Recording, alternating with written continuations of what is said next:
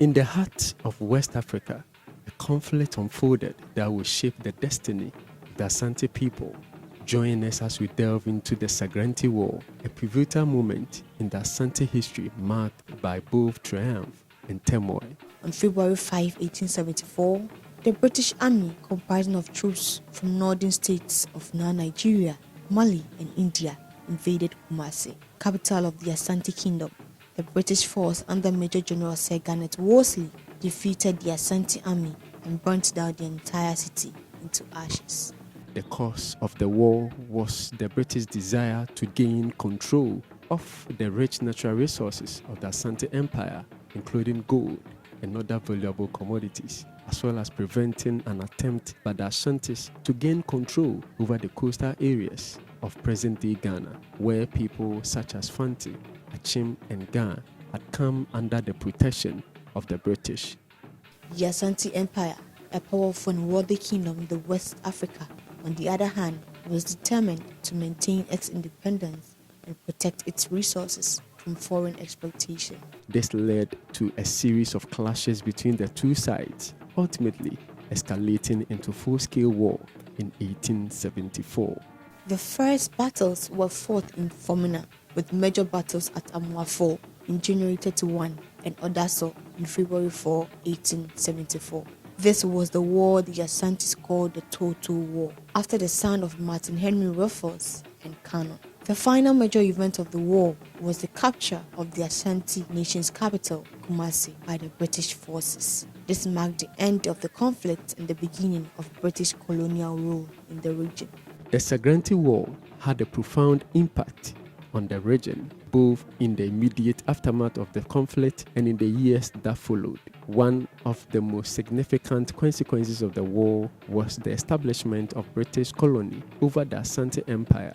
As a result, the British gained control over the region's resources and imposed their authority on the indigenous people. The war resulted in the loss of thousands of lives of both sides.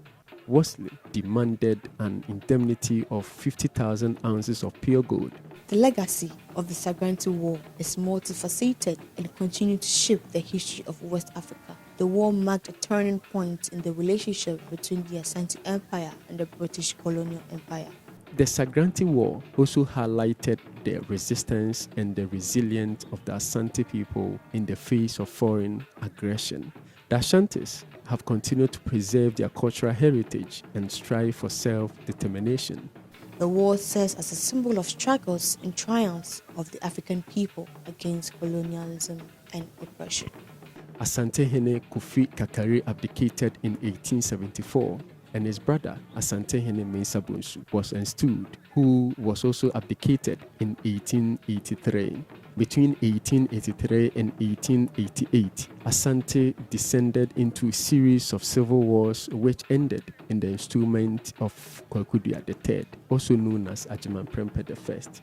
In March 1900, the British governor, Frederick Hudson, during his visit to Kumasi, demanded to take possession of the Golden Stool. This event led to the famous Yasantua War. Prempeh I and several prominent chiefs were taken to Omina Castle and were finally exiled to Seychelles Island. Prempeh I, the 13th Asantehene, returned to Kumasi in 1924 as Kumasihene.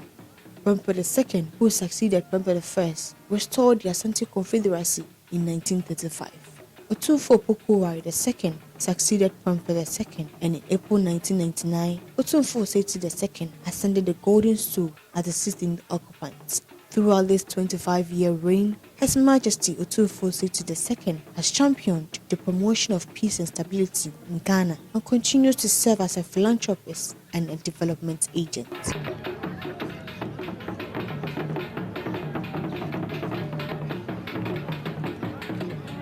As we are remembering 150 years of the Sagrenti War, it is incumbent upon us all to uphold and value the blood and toil of our forefathers, thereby contributing our quota towards the development of the Asante Kingdom and Ghana as a whole.